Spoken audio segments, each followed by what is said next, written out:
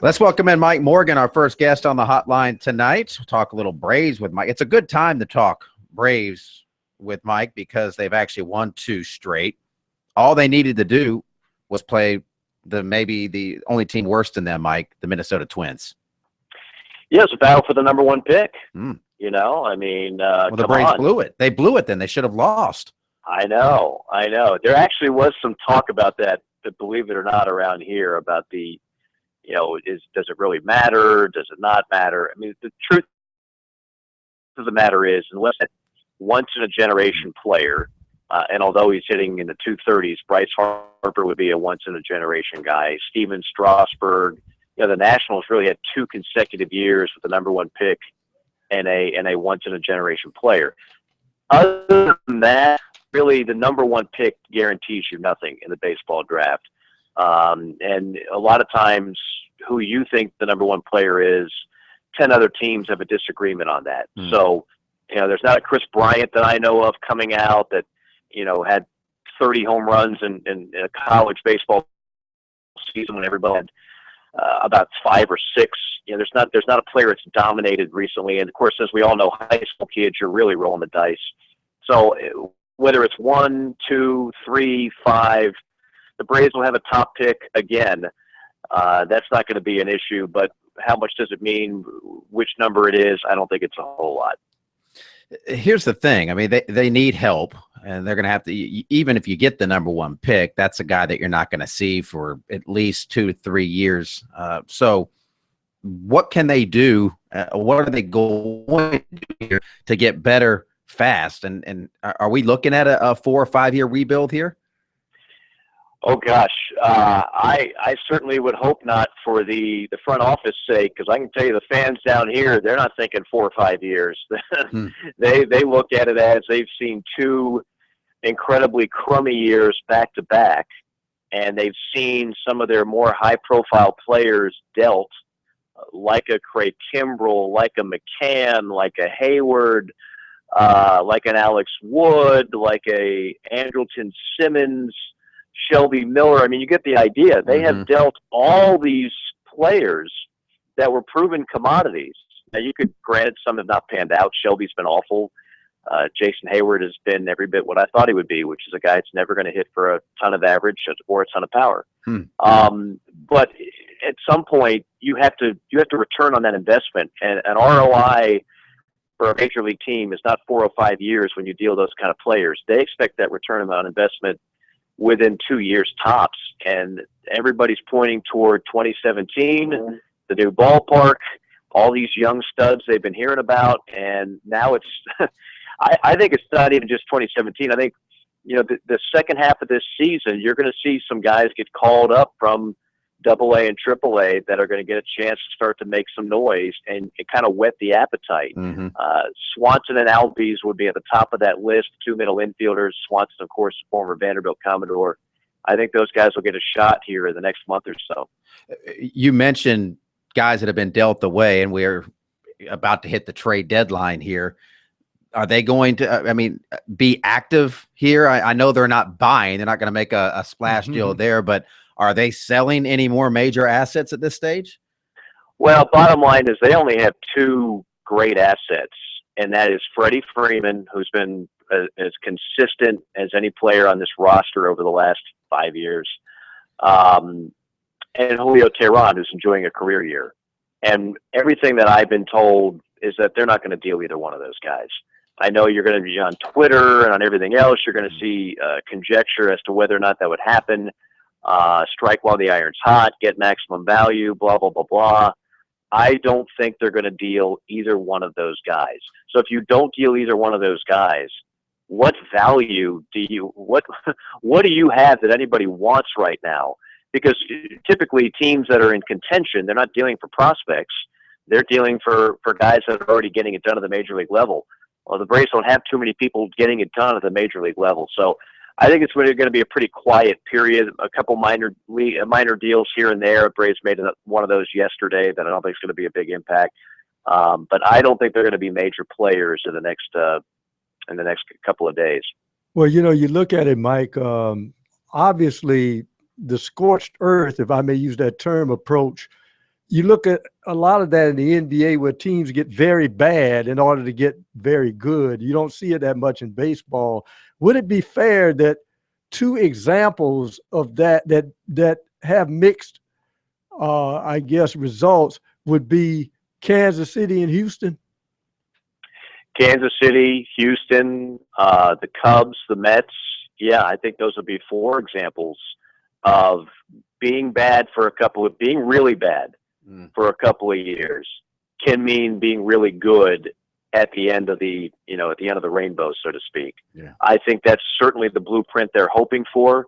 There's no guarantee that's going to turn out that way. But that has been kind of a blueprint for major league teams, which is get rid of dead weight, get rid of payroll, start building up your farm, get young. And then when you do make these good draft picks, which the Braves have not made many lately, you've got them under your control on the cheap, so to speak, for 6 years. That's what the Braves are trying to do.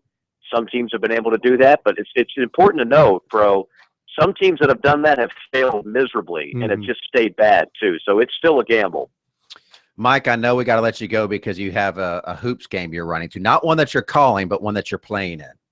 Yeah, every now and then, we don't just talk in front of the mic. We got to go out there and actually perform a little bit. So we got an undefeated team going tonight, and I hope you guys will offer your moral support. We do. We wish you all the best, Mike. We really do. Thank you so much. We'll talk to you soon. All right. Mike Morgan and our Braves report tonight. The Braves, it's all about how they're going to pick up the pieces. You mentioned Kansas City and New York and Chicago, the Cubs. But my thing, Kansas City was bad for like 3 decades before they got it together. Same with the Cubs. At what point do you say, they brought in a really good GM and they turned things around and they brought in a good manager? And the Braves have a lot of questions. I mean, Snitker is a great guy. He's a baseball guy. He's a lifer. But he's not going to be the manager, the full-time manager next season. And where does he go? And to me, like Tehran, maybe you do deal him and see what you can get. But they've loaded up on all these assets. I saw that the guy that brought the Braves to Cobb County just got voted out of office officially. I mean, the whole thing's turning pretty sour in Atlanta. That's the normal, though. You watch any city where a guy's twisted a deal, he's voted out. But he's already got his golden umbrella from whoever he made. He took a bunch of kick. He got his pockets greased. Is that what you're saying? That's the problem. Is that legal? And well, let me put it this way. I think it's unethical. It may be legal if you look at it. You sound like Eddie Fogler at the SEC basketball media days now. It's the truth. A lot of things is legal and unethical. And they look bad. Well, I mean, it should be illegal, and it's certainly unethical to play as poorly as the Braves have this season. And from an organization that won 14 straight NL East crowns and a World Series to one that is just awful. I mean, they're not fun to watch. They made a minor trade yesterday, and we're all sitting around going, "Who the hell is this guy?"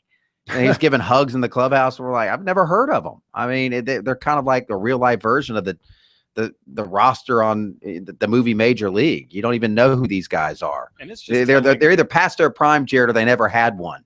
Yeah, and it's just telling that the only time we show up is against the Minnesota Twins, the other worst team in the league. It's just that's how low. It's not even that same level. They're bad. They're very bad, and it doesn't look like they're the kind of bad that they're going to be better anytime soon. I don't see them being drastically better next year. Now you can quickly turn around an organization if you have a couple of stud pitchers that you can put in your rotation, that you hand the ball to a Clayton Kershaw or Steven Strasburg type. You have a couple of those guys in your rotation. You can get by while you develop some of your lineup, because those guys are going to give you a good chance to win every 5 days. You have 2 of those guys, so you can win a series. But I don't see those guys right now, and maybe they're there, but I don't see them. We'll continue here. Sports Talk rolls along. Recruiting coming up next, and we'll go through more of the 5 burning questions.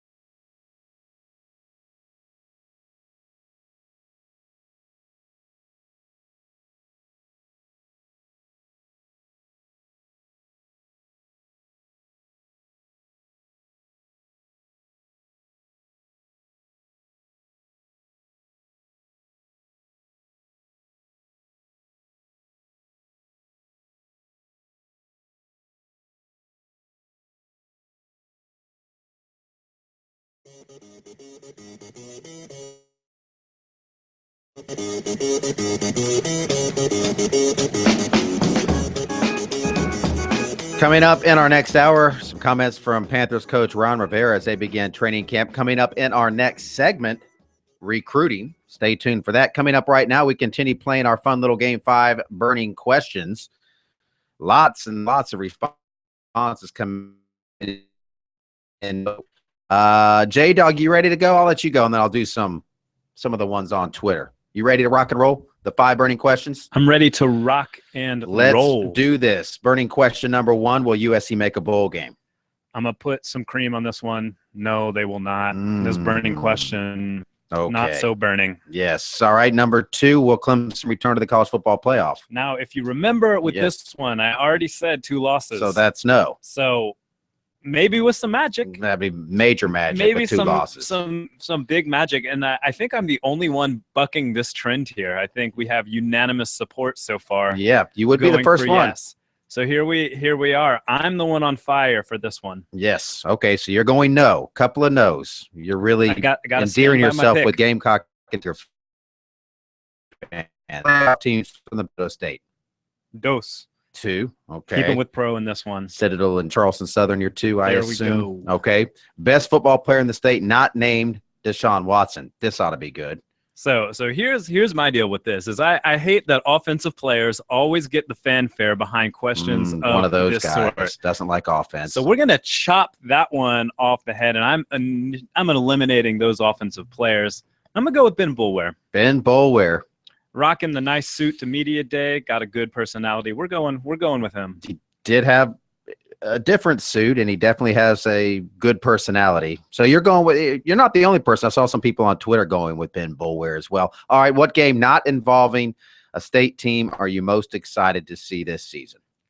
Okay, Mac, you said I was gonna piss off some Clemson and South Carolina fans with one of my answers earlier. I'm gonna do it again. Georgia Bulldogs. Of course.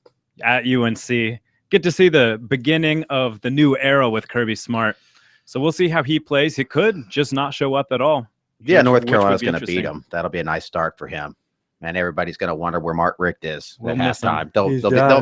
They'll want to fire Mark Richt after they lose that game, like they did when Mark Richt lost to Boise State, and then he won 10 straight after that. And they're like, oh, never mind. We love you, Mark. We want to call you back like you're an ex-girlfriend. That'll happen. That'll happen. Okay, let's go. Before I do mine, I want to get some other thoughts, some other voices. Let's go to Twitter here where we have quite a few. Here's one from Jeb answering the questions. Will USC make a bowl game? He says yes. Will Clemson make the college football playoff? He says no. He says 2 teams for the Palmetto State will make the FCS playoffs. The best player in the state not named Deshaun Watson, he says Sky Moore. I mean, I don't know if we can count him because he's not playing this season, but we'll accept it, I guess.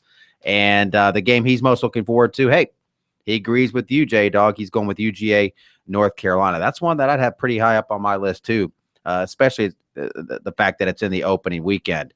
All right, let's see who else wants to play. How about Guy at Guy Harris 29 on Twitter? Answer to number 1, will USC make a bowl game? And our burning question, he says no. Number 2, will Clemson make the college football playoff? Yes. How many FCS playoff teams from the Palmetto State? He says 1. Best player in the state not named Deshaun Watson? Mike Williams. I like that pick a lot. And what game involving a local team are you most excited to see this season? He said Tennessee, Appalachian State. Okay, that's an interesting pick. Nick on Twitter answers the 5 burning questions tonight. To the USC bowl game question, will the Gamecocks make a bowl game? He says no. Will Clemson return to the college football playoff? He says yes. How many FCS teams from the Palmetto State? Nick says 2. Best player not named Deshaun Watson in the Palmetto State? Mike Williams. I like that pick. And number 5, what game not involving a local team are you most excited to see this season?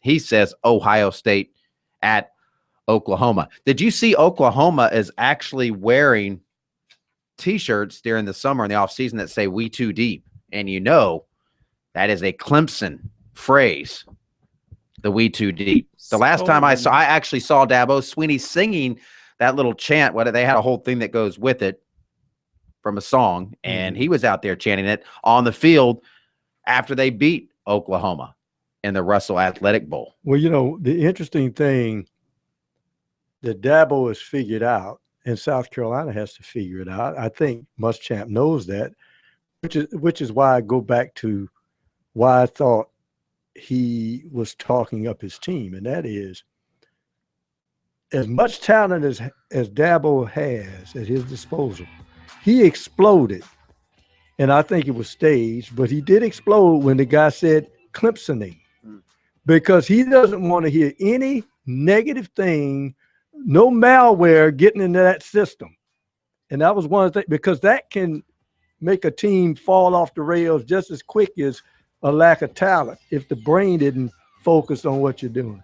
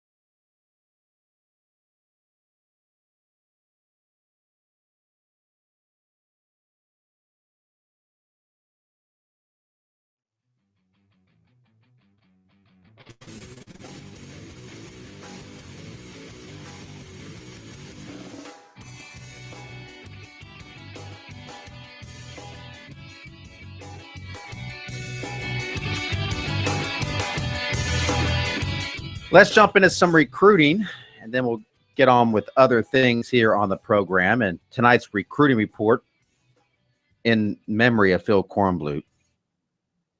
He'll be back. I'm just kidding. Phil's fine. He'll be back on Monday.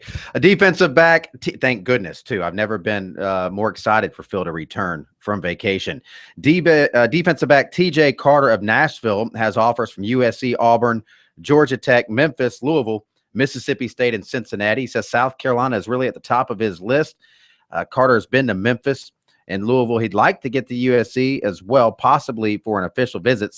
Some of the other top schools, in addition to the Gamecocks, are Louisville, Georgia Tech, Memphis, and Auburn. He said a decision could be coming soon, possibly around the start of the school year. Last season, he had 25 tackles and broke up 11 passes. He also rushed for over 1,000 yards and 10 touchdowns. Pendleton defensive end Brad Johnson is well off from a decision, according to his coach, Paul Sutherford. He'll take an official visit this fall before settling on his decision. In fact, he'll take all of his official visits before he settles. He'll likely make those officials at places like Notre Dame, Michigan State, Virginia Tech, Tennessee, and Mississippi State. Possibly Texas A&M could work its way in there. Johnson is coming off a visit to USC last Saturday, one of several he's taken with the Gamecocks.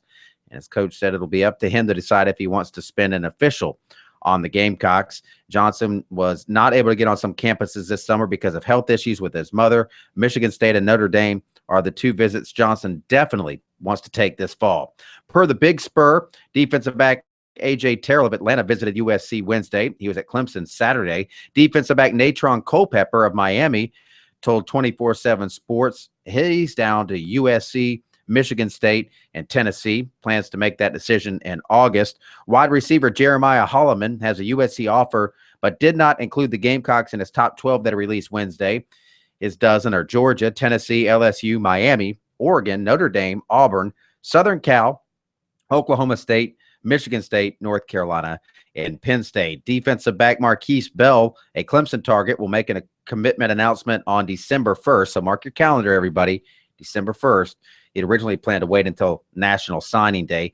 2017 defensive end Jerez Parks of Sebastian, Florida, includes Clemson in his top 8 list of schools. The others are Alabama, Southern Cal, Oklahoma, Florida, and LSU, along with Auburn and Florida State. Wide receiver Austin Connor is visiting Vanderbilt today.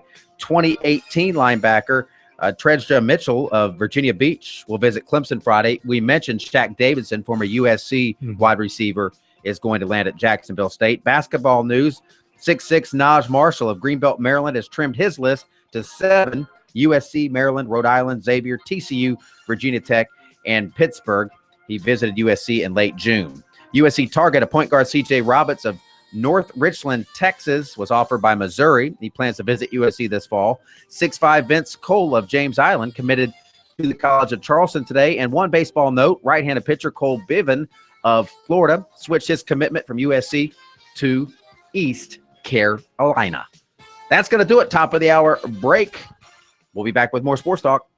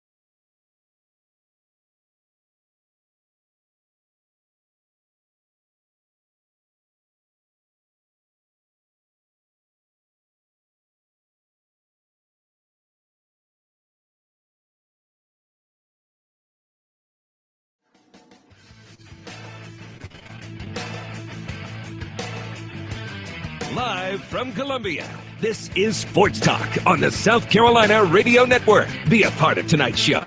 Call us at 800-956-7266 or email talkback@sportstalksc.com. Now, here are your hosts for Sports Talk, Phil Kornbluth, Kevin McCrary, and Tom Hayes. Dustin Johnson's opening round at the PGA Championship has come to a merciful end. 7 over par 77 for DJ today. He is tied for 143rd place. Ooh. John Daly's ahead of Dustin Johnson on the leaderboard right now. If you would have picked John Daly to be ahead of Dustin Johnson in the opening round of the PGA Championship, well, you would have won that bet. Just to name a few other guys, David Toms is ahead of him on the leaderboard. Vijay Singh, there's a blast from the past. I mean, if it was 1998, that wouldn't surprise you, but in 2016, maybe it does. A lot of people that you haven't heard of or haven't heard of in a while are ahead of Dustin Johnson. Bill Haas finished at even par today, the Greenville native, so he's doing okay. I mean, 5 under is your leader right now from Jimmy Walker. Where's my mind? What am I thinking about right now? Jimmy Walker has a 1-stroke lead on a trio that includes Martin Kamer, Ross Fisher, and Emiliano Grillo. So that is your leaderboard right now. No Tiger Woods, pro. He didn't play. No, his back may be gone. It might be his career. He doesn't have a back anymore? So his neck that's weird. That probably will be a career ender. I'm going to go out on a limb. Neck to butt. I'm being facetious, pro. I know he still has. I know. But I mean, that'll hit you on the way home. You're like, that was funny. No, the one that, if you're talking about a back that can handle the torque of a golf swing, no, that's gone. Is Tiger are we ever going to mention a leaderboard at a major championship and say Tiger Woods is on top of it? I mean, forget winning it. Is he ever going to lead another round at a major championship at this stage in his career? The odds have to be against him. I mean, he's not getting any younger. And, you don't know whether he even needs surgery or whatever. Apparently he doesn't, but still. He already had surgery. At that age, might need another one. Well, if he needs another one, that's going to be pretty much it. If you don't play for 2-3 years, I mean, I used to think he would win another major. Catching Jack Nicklaus is off the table. That's not going to happen. We can put that one to bed. That's not even a debate anymore. Now the debate is, will he win another major? And that is quickly becoming no longer a debate anymore. Well, we're seeing from young golfers who started off hot and then they disappear. As I said, Phil Mickelson's not that much younger than Tiger. No, but I'm saying we've seen the flavor of the month, players that look like they're going to be the next good thing, and then suddenly I go back to the old adage: a candle that burns twice as bright burns half as long.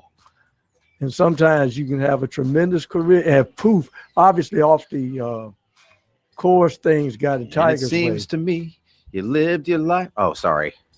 Poor Tiger. We'll be right back.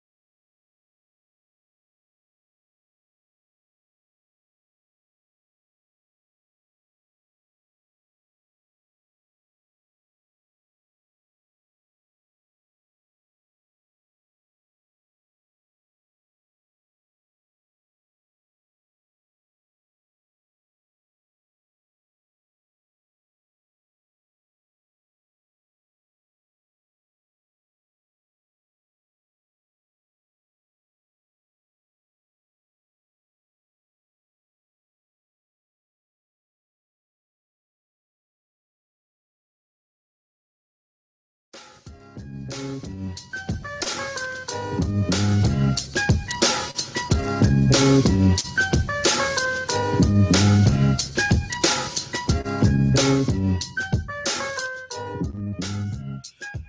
we're back. Sports Talk South Carolina Radio Network. Kevin McCrary, the Professor Tom Hayes, and J-Dog, Jared Rogers-Martin, behind the glass. Hope you're doing well on this Thursday evening. We've had a very busy first hour of the show. We're going to have a very busy second hour as well. The Carolina Panthers are making their way out onto the field now. In fact, they're running through some drills. Kelvin Benjamin, they rolled him right out there, first series with team.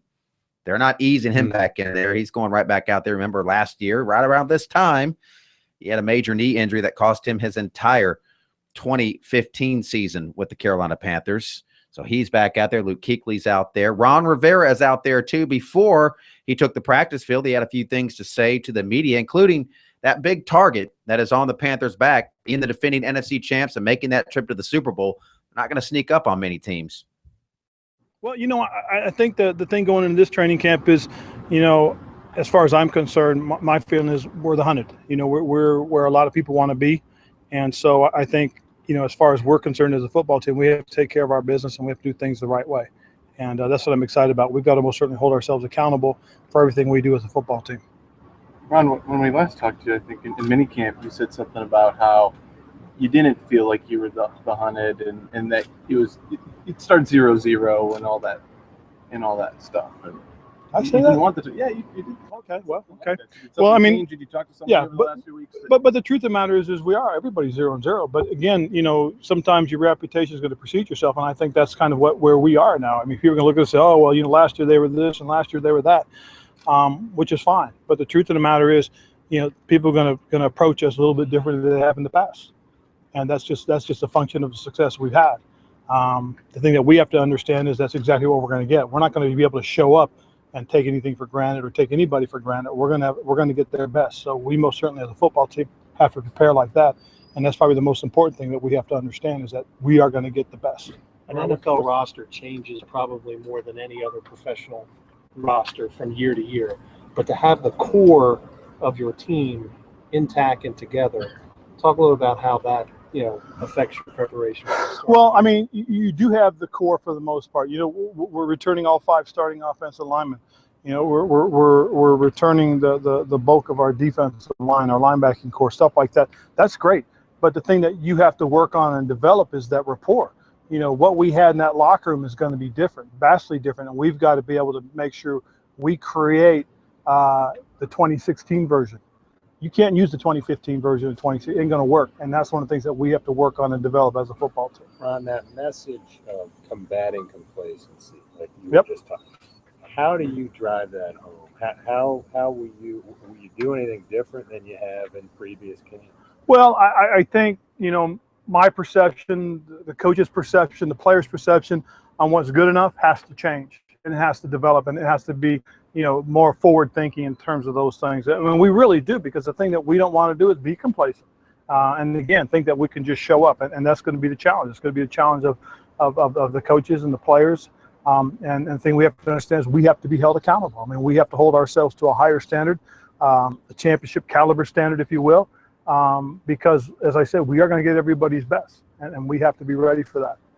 Understanding things can change. But do you have a timetable on Benet, and how does that affect the corner rotation? Well, I think as far as Benet's concerned, timetable or not, it's really about his health. I mean, I don't want to say, he'll be back in a week. I mean, it's about how he's coming along and how he's progressing. And, right now what we're trying to do is we're trying to make sure we prevent a setback. We don't want to just throw him out there, because remember, he didn't get an opportunity to do this stuff in the offseason, in OTAs and mini camps. So what we want to try and do is make sure we put him and expose him when he's ready and 100%. So, Joe, I don't think there is a timetable. I think it's really about how he feels and how RV feels about his progress. In the corner rotation, given that.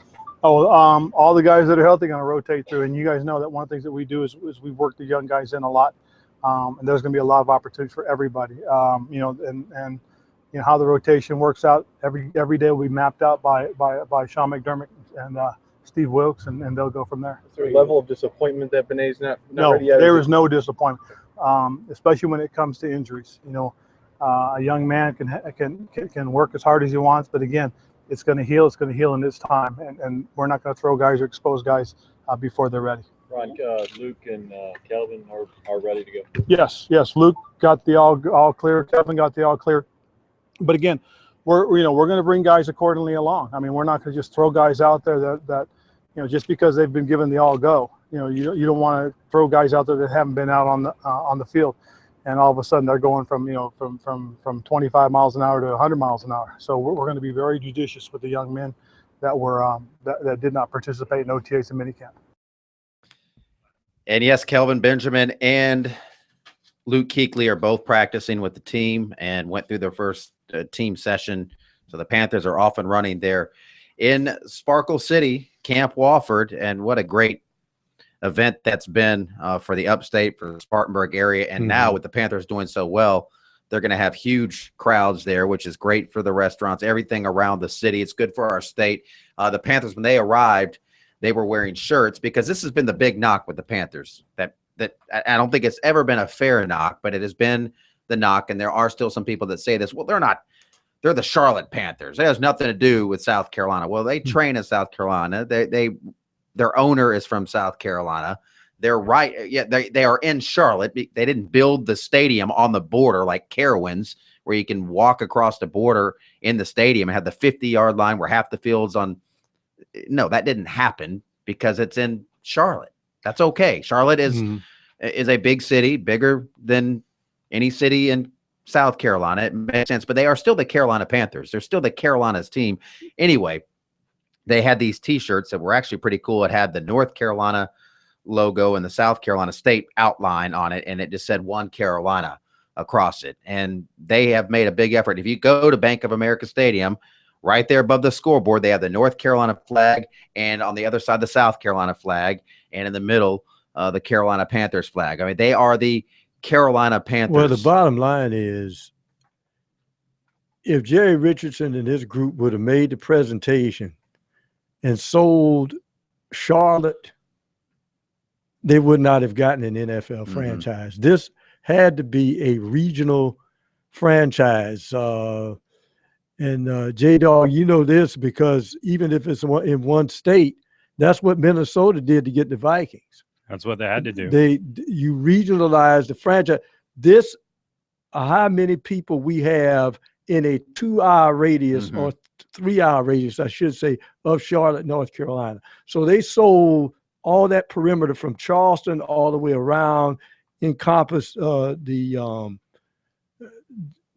Chapel Hill. Yeah, Raleigh. Durham, I mean, Raleigh. the Research Triangle, Columbia, So that's Greenville. I mean, it makes a lot of sense, and it's working. I mean, the business model, it took some time because you have the Steelers fans, the Packers fans, the Redskins. I mean, this is really Redskin. Yes, it was Redskin country, Falcons country. Yes. No, mostly Redskins. So mostly Redskins. Mostly Redskins. But now people that are younger, that are now in their early 20s, that this is the team that they know. They grew up with the Carolina Panthers, and so their fan base is really, as I'd like, it's grown almost exponentially every year. And now there are people that are lifelong Panther fans. They're not the new team in the NFL. They've been to the Super Bowl twice. They have the best player, arguably, in the NFL. Certainly one of the most dynamic players in the NFL. One of the faces of the NFL now, in Cam Newton. They have arrived as an organization, and I think you can go to Charleston, you can go to Charlotte, you can go to Raleigh, you can go to Greenville, and you're going to see Panther swag. And I think you're going to find just as many people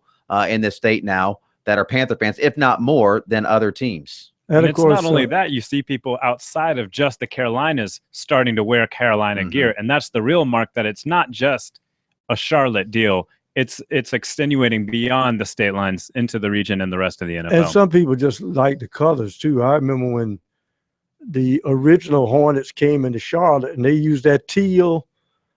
Everybody started wearing that teal. I mean, the Hornets were not a good team back then, but you saw people all over the country wearing the teal. Yeah, the interesting thing is the Redskins was so deep here in the Carolinas that Redskins fans were rooting for the Panthers to go into the AFC, so it wouldn't take the CBS affiliate switching from the Redskins.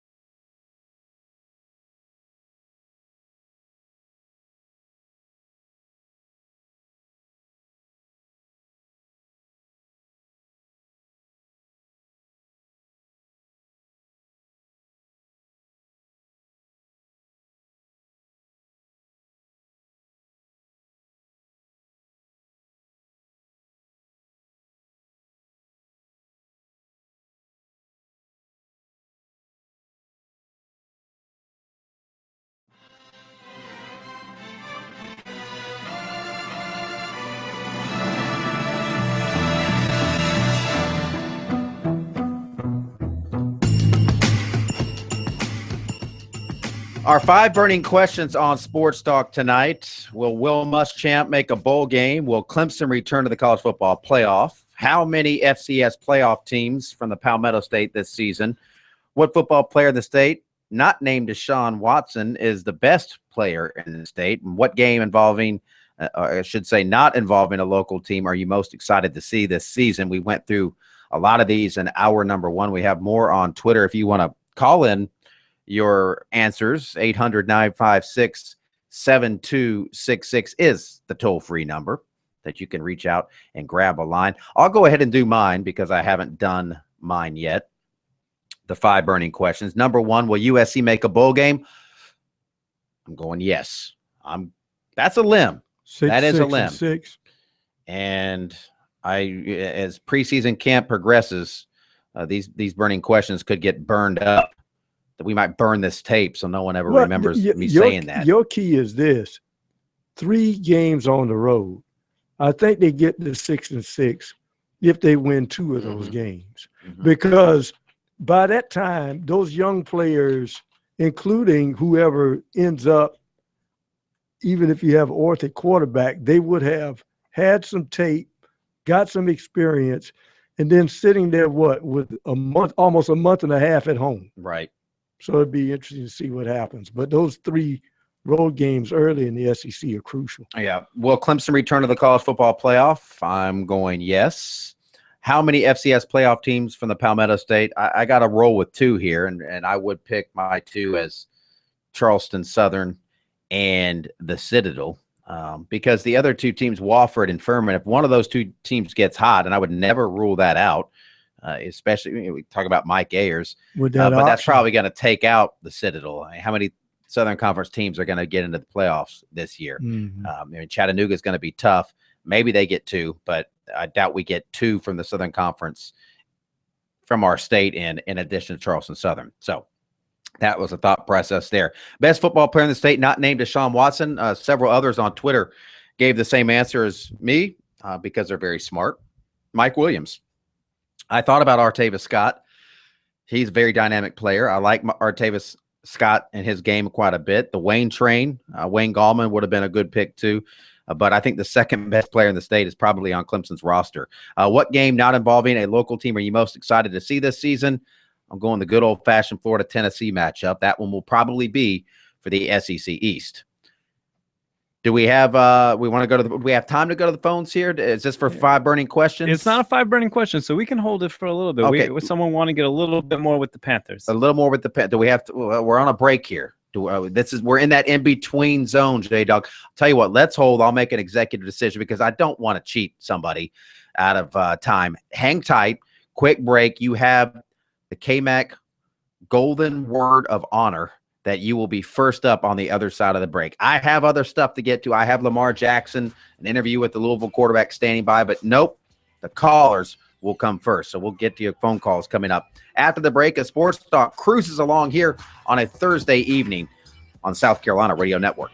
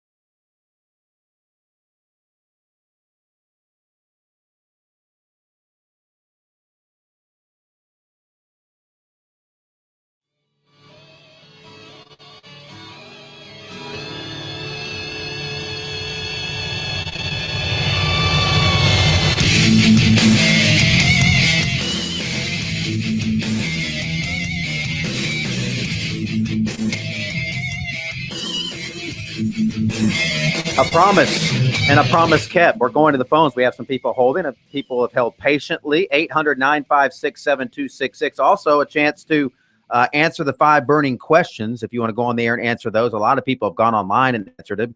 We've read some of those. We'll read more here between now and the end of the program. So take advantage as we take the phone calls here. And where are we headed first, J-Dog? We got Jack from Lake Baldwin. Jack in Lake Baldwin. Okay, welcome in. Hey, guys, thank you. I'll be as quickly as I can. Give you a story, a good story. Back in 1990, my daughter and my daughter and my current son-in-law both worked for Jerry Richardson before the Spartan Foods, changed to whatever it is now. And my son-in-law was Jerry Richardson's chief security officer at that time, and my daughter was president of the Quincy chain, Quincy's Food Steakhouses. And they got married at a little place off of Highway 64, just south of Hendersonville. I'm not sure if you're familiar with that or not. There's a little place out there. It's got a lake and cabins and that kind of thing. And they have children there in the summertime and have camps and everything for them, and have a chapel. Well, that's where they wanted to get married, and we did the ceremony, had the ceremony and everything there. And when we came out, I had a driver and a car set up to take them to the airport, and there sat a Rolls Royce, and I think it was a Silver Cloud. I don't know the difference if there was 2 of them. And it was Jerry Richardson's Silver Cloud and his chauffeur. And on the front of that, and this is 1990, on the front of that Silver Cloud was the same Panthers logo that you see now on all their stuff. 5 years ahead of, their first year at Clemson. And he had his chauffeur to take them to the airport. Just an incident I want to pass on, telling you how nice he was. And, of course, we bought 5 PSLs, excuse me, at the original year. We still have them due to some health problems. I'm not able to go now, but we still have the tickets. And my daughter generally gets rid of them every year very easily. Yeah. But that was just a story I wanted to pass by. Good stuff. Thank you for sharing that with us. Well, the interesting thing about it is, thank you very much. Football fans, either when they go back and they hear Jerry Richardson, they like Jerry Richardson, and then they kind of grit their teeth because Jerry Richardson and his crew came up with that idea. In fact, when they said PSLs, you mean to tell me give money to be able to buy tickets? That'll never work. Now, every NFL team does it because the Panthers fans gobbled up those PSLs. My feeling is thinking that they knew the value of the NFL ticket, but also some were used to giving to universities to buy football tickets. So it wasn't a foreign idea to them. Let's go back to the phones now. Where are we headed next, J-Dog? Now we're going to Glenn in North Charleston, who all right, graciously came back to us. Yeah, because he was knocked off the air by J-Dog. But Glenn in North Charleston back with us. Hello, Glenn. Well, afternoon. How y'all doing? We're doing outstanding. So did you call in to play the 5 burning questions game? Right, but okay. I have to reserve my judgment on one of those questions because the players haven't even hit the field yet, and I'll reserve that till I know how good, Well, this is about predictions. Guess. We don't know anything. I mean, this is you don't know if South Carolina's going to make a bowl game, but you're about to make a prediction. I mean, anybody can do this after the fact. That would defeat the purpose. I mean, we all know the answers. I can tell you the lottery ticket numbers from last year.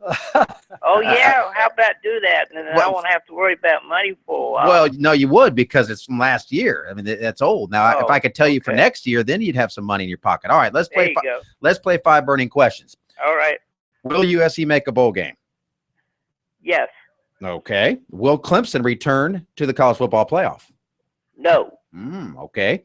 How many FCS playoff teams from the Palmetto State? 1. 1. Care to name it? East Carolina. No. FCS team. East Carolina's Oh. Division I team. That's okay. One, we won't make you name one. We'll Okay. give you a pass there. The Now, Citadel. yeah. Maybe you meant the Citadel or Coastal Carolina can't make the FCS Right, playoffs. right. Best Yeah, football I know. player in That the was a Freudian slip. Freudian Sorry. slip. Well, okay. Well, you want to try again? Yes, sir. It's okay. I'll say no team will be on the South Carolina deal. Okay. No teams from the state then. Right. Best football player in the state not named Deshaun Watson. Yes. Yes. Mr. Williams. Mike Williams. Very Yes, good pick. Okay. What game not involving a local team are you most excited to watch this season? The new South Carolina Gamecock team. Well, that will be a team in South Carolina. A team not in the state that you're looking forward to watching play again. Navy did kind of so-so. I like to see Navy improve even better this year. Very good. Anchors away, baby. Anchors away. The Army-Navy game is one of my favorite things to watch every year. Not anymore because, like death and taxes, it seems Navy wins all of them. All the drama is going out of it because Navy has just dominated that series in the last decade and a half. All right. We appreciate the phone calls there. 800-956-7266 is the toll-free number. Another story that I wanted to pass along. This is still relevant, but it'll be to me, it's long overdue. It's a smart move. David Shelton from the Post and Courier and our good friend David Shelton, friend of Sports Talk, high school football report, sports report, our high school football reports here on the show. The state high school league is moving towards a pitch count rule, new pitch count rules for high school baseball players. And essentially, they're going to mandate a certain number of days rest based on the number of pitches thrown. If you throw less than 30 pitches, you can pitch on consecutive days. If you've thrown 31 to 45 in an outing, you have to have at least one calendar day of rest. 46 to 60, 2 calendar days of rest. 61 to 75, 3 calendar days of rest. 76 to 105, 4 calendar days rest.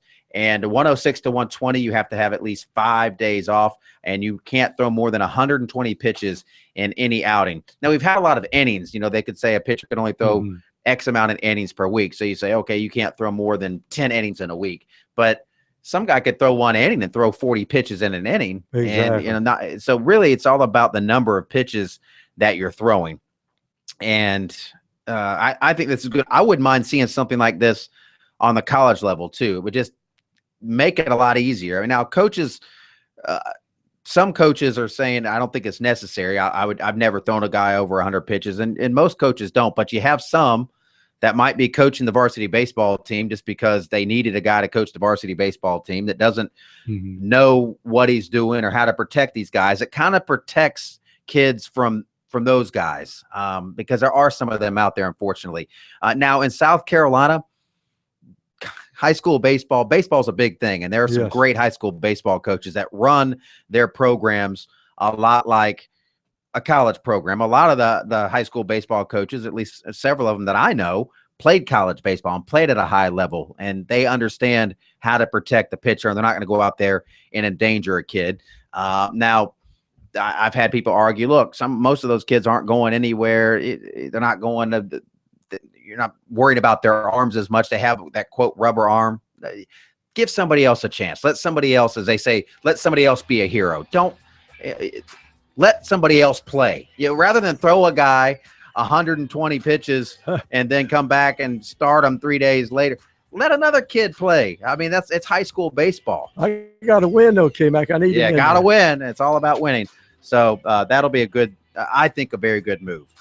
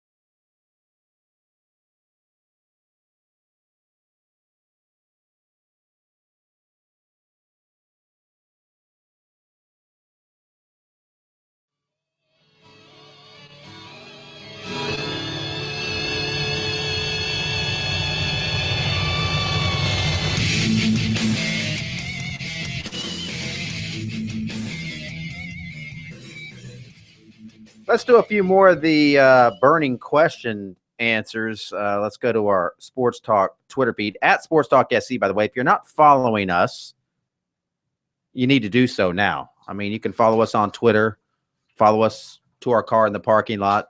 All right, don't do that, but follow us on Twitter at SportsTalk SC. I have the 5 burning questions. We've all answered them. You can too.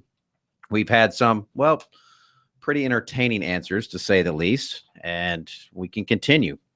Let's go to Twitter here, and Reed on Twitter says, okay, will USC make a bowl game? No. Will Clemson make the college football playoff? No. How many FCS playoff teams from the Palmetto State? 0. Wow.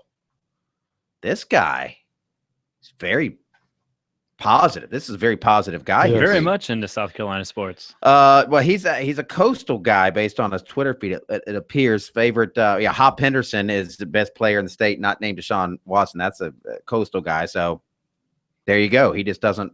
He's only got love for coastal, and they're not eligible for the FCS playoffs anymore. So they're moving on up. So he's saying that since they can't go, nobody can go. Mm-hmm. And he has Michigan State, Ohio State as his game not involving a local team that he's most excited to see. So there's that. Let's see what else we have here. Colin on Twitter answering the 5 burning questions. Will USC make a playoff game? I mean, that's an easy answer, isn't it? No. A bowl game? No. Will Clemson make the college football playoffs? Yes. How many FCS playoff teams from the state? He says 2. Best player not named Deshaun Watson in the Palmetto State. He's going with Mike Williams, and he's got Ohio State at Oklahoma as the game not involving a local team that he's most excited to see. Johnny T. Clemson. Let's see what he has to say on the answers here. He's going, will USC make a bowl game? No. Will Clemson make the playoffs? Yes. How many FCS playoff teams from the Palmetto State? He's got 3. I think that's the first one we've had to go 3. That'd be great. Best football player not named Deshaun Watson. Ben Boulware, 7. Oh, I'm going back. He labeled the question number 3. So he said 2. So I beg your pardon. He has 2 FCS teams. He's going with Ben Boulware. Hey, J-Dog, another Ben Boulware vote. Great minds think alike with this one. So there you go. You and Johnny T. Clemson thinking alike today. And the game that he's most excited to see that doesn't involve a Palmetto State team, Tennessee and Alabama. Let's see. Joe. That's a good choice. Joe goes with us. Will USC make a bowl game? Yes. He even gave a record prediction, 6-6. Will Clemson make the college football playoffs? Yes. Best player in the Palmetto State, not named Deshaun Watson. He's going with Henderson, the running back at Coastal Carolina. And the game not involving a local team that he's most excited to see this season, he's going with Cal Hawaii, the first game of the year. So he just wants to see some football. He's excited about college football starting. Thank you for that, Joe. Clay hits us up on Twitter. Will USC make a bowl game? Yes. Will Clemson make the college football playoffs? Yes. Which FCS playoff teams from the Palmetto State? How many? 2. He says the Citadel and Coastal. Coastal. Yeah. And I actually cheated here. Joe Wright had Devin Brown from Coastal Carolina as his best player without not named Deshaun Watson. And Clay has Henderson, the running back from Coastal Carolina. Okay. Yeah.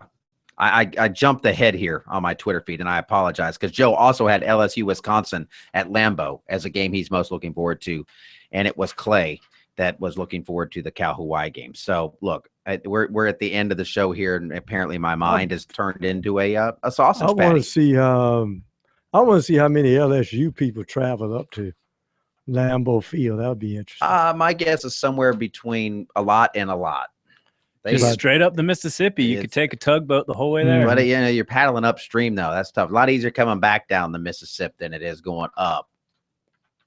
All right. Let's do one more here before I completely just drive the truck off the tracks. Justin on Twitter. Will USC make the college football playoff? No. Well, a bowl game. Will USC make a bowl game? No. Will Clemson make the college football playoff? Yes. How many teams from the state will make the FCS playoffs? 1. Best player not named Deshaun Watson in the state, Wayne Gallman. Game he's most excited to see, not involving a state team, Oklahoma and Houston. Okay. That could be a good game, actually. Yeah. Oklahoma, Houston. That's a good pick. We appreciate everybody for playing along with us. Our 5 burning questions. I think we got a lot of good answers. Very good answers. Some better than others, but very good answers across the board. And Oklahoma and Houston could be a conference game in the near future, maybe. I don't think there's any question. That would be a good move for the Big 12. We'll be back. More sports talk. We're going to wrap this thing up.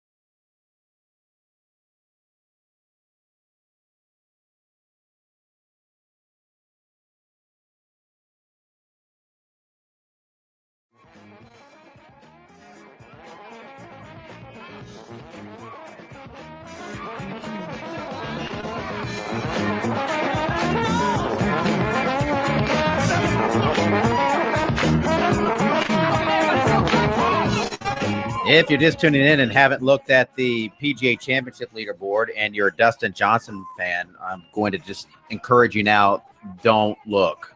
Don't. You're not going to like what you see. It was not a good day at the office for Dustin Johnson. He fired a 7-over par round today, and he is done. I mean, he's out of it. He's not going to make up that much ground. He is. So you're saying he's not going to make the cut? I'm going to go out on a limb here. Here's a hot take for you. Dustin Johnson will not win the PGA Championship. And will not make the cut. He will, make the cut. No, I don't think he'll make the cut. He's got some work to do. He really could if he got really hot, and he is the kind of guy that could get cut. I'm not going to say he's not going to make the cut. I'll give him a shot to make the cut because there's some guys out there that even par, you're tied for 36, and Bill Haas is at even par. Phil Mickelson's 1 over, so he's still around. And really at 1 over with the leader at 5 under, who knows? Stranger things have happened. Be interesting to hear what he says about the course. I'm not going to say it's like NASCAR, but maybe it's a mental thing. You know, some drivers are better on some courses than others, and some actually own some courses, and then they get on a different course, and then they just struggle. It'll be interesting because I thought really, as I said before, if any golfer right now I thought was in the zone, whatever the zone is, I thought it was Dustin Johnson. Yeah, I did too. I mean, he was cruising, and he played very well last week. He finished tied for second at the RBC Canadian Open. He was 11 under par in that tournament, 1 stroke behind Jonathan Vegas to win that thing, but it wasn't there for him. He hit one of the drink on 17. He had a couple of double bogeys out there. He missed some putts that were makeable. Wasn't there fell apart for him, and that was that. So no Dustin Johnson this weekend, and that is disappointing because he kind of is the guy now that people have enjoyed watching play. He's done very well for himself and been right there in contention a lot. Jordan Spieth also is not playing well. Rory McIlroy is not playing well. So the PGA Championship, in terms of the big names in the featured group, wasn't quite what people were hoping to see. We'll see if they can recover. We'll see. You can't win it on Thursday, but you can lose it. And I think that's what happened with DJ. All right, we're going to have another big show tomorrow. Wrap up this week strong, get you fired up and ready to go for the weekend. And then starting next week, practices crank up. Kornblut comes back from vacation, we think, and we'll have plenty to do and discuss then. So we will bid you adieu. Thanks for the help, J-Dog. Good job as always behind the glass. Right on.